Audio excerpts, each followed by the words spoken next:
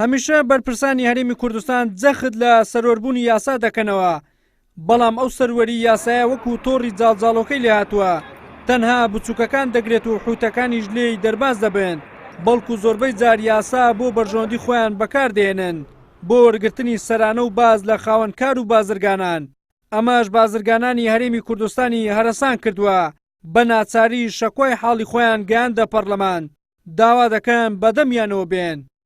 ئێمە بە تەواوی ئاگاداری گیر و گرفتەکانی و بەرهێنەرانین و خاوەن کارگەکانین و لە ڕووی بازرگانی و دەمانەوێت هاوسەنجی شەبێ لە هەمان کاتدا لەلایەن لە بازرگانی و پیشەسازیدا و هەموو ئەو کێشە و گیر و گرفتانەمان خستە ڕوو کە لە خاڵە سنووریەکان هەیە و لە خاڵە گومرجەکان هەیە بۆ ئەوەی پەرلەمانداران بە دواداچوونی بۆ بکەن و ئەو گیر و گرفتانەی کە دەبێتە هۆی کەمبوونی بەرهەمی ناوخۆ یا گیر و گرفت لە بەردەم کارخانەکان کە ئێوان کاری لەسەر بکەن.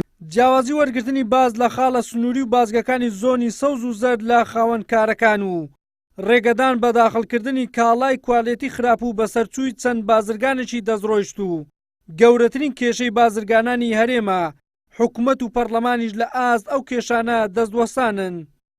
خاڵی بازگەی وەرگرتنی پارەی نایاسایی هەیە لەم هەرێمی کوردستانە لە خاڵە سنوورەکانە جێبەجێ ئەکرێ کە ئەوە بارگرانی و قورسایی زۆری بۆ بەرهەمی خۆماڵی دروست کردووە و بۆ هاوڵاتیانی دروست کردووە. سێ کاڵایەک هەن، چەند کاڵایەک هەن بەبێ گومرگ داخلی هەرێمی کوردستان ئەکرێ، کەسانی دەستڕۆیشتوو لە خاڵە گومرگەکانەوە لە خاڵە سنوورەکانەوە ئەیان هێنە ناوە ئەو کاڵایانە لەبەرەوەی دەستڕۆیشتون بە سیستمی گومرگی و بە کواڵیتی کۆنتڕۆڵا تێناپەڕێ کە مادەی ژەهراوی بێ، پارە بێ، هەر کاڵایەکی تری کوشندە بێ بۆ هەرێمی کوردستان لەبەر ئەو دەستڕۆیشتوانە دێتە ناو هەرێمی کوردستان.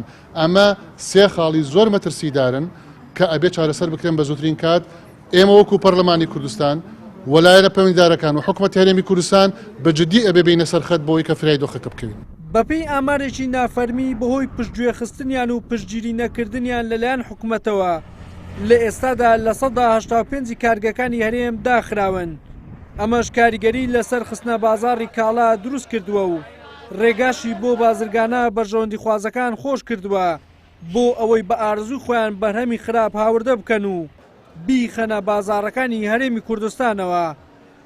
وەلی سەلیم، کەناڵی ئاسمانی پەیام، هەولێر.